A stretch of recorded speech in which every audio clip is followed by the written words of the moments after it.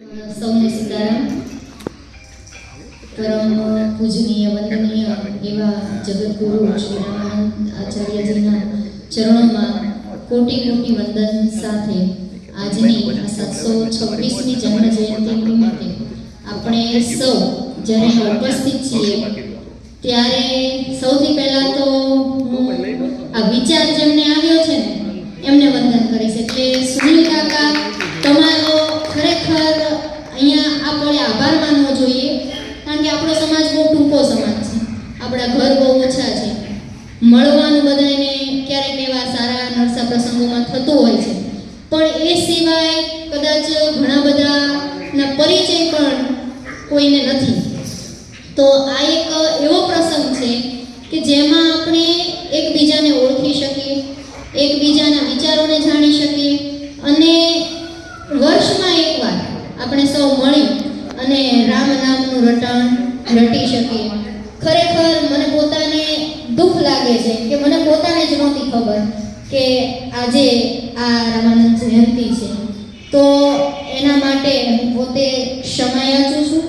હવે પછી આ ક્યારેય નહીં બને એ પણ હું ધ્યાન રાખીશ.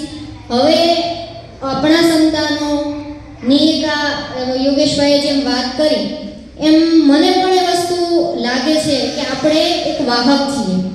આપણા જે કાર્યક્રમની શરૂઆતમાં દિવગંત આત્માઓ જે કંઈ છે એમને આપણે શ્રદ્ધાંજલિ આપી, તો ઘણા બધા નામ આપણે સાંભળ્યા કે જે ઓછા થતા ગયા છે ધીમે ધીમે. તો આપણો સમાજ વધવાના બદલે કે ટૂંકો થતો જાય છે, આપણો માળો એ મોટો થવાના બદલે નાનો થતો જાય છે. એ ખરેખર એક દુઃખની વાત છે.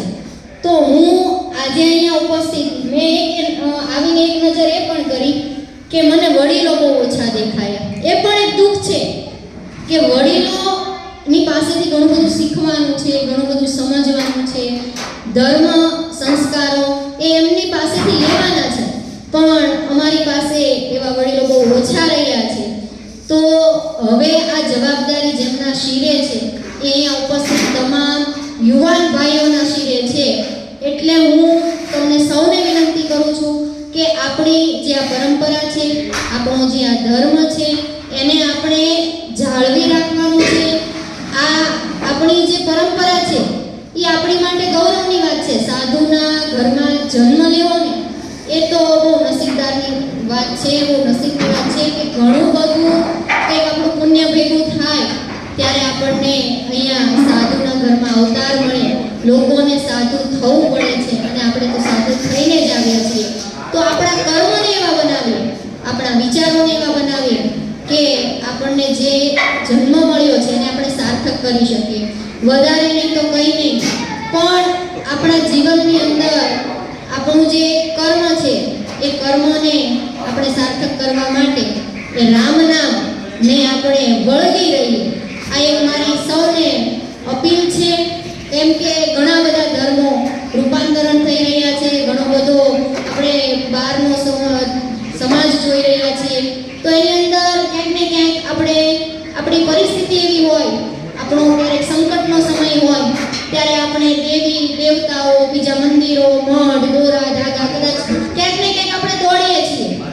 પણ મેં છેલ્લા ઘણા સમયમાં અમારા પરિવારમાં ઘણી બધી પરિસ્થિતિઓ અમે જોઈ છે. આ બધી જ પરિસ્થિતિઓમાં છેલ્લે મને એક તારણ મળ્યું કે ક્યાંય દોડવાનું નથી. આપણી પાસે આપણો રામ છે, આપણા ઈષ્ટદેવ છે, આપણા હનુમાનજી દાદા છે. બસ આ બેને પકડી રાખીએ, આ બેનું પૂજન કરીએ, આ બેને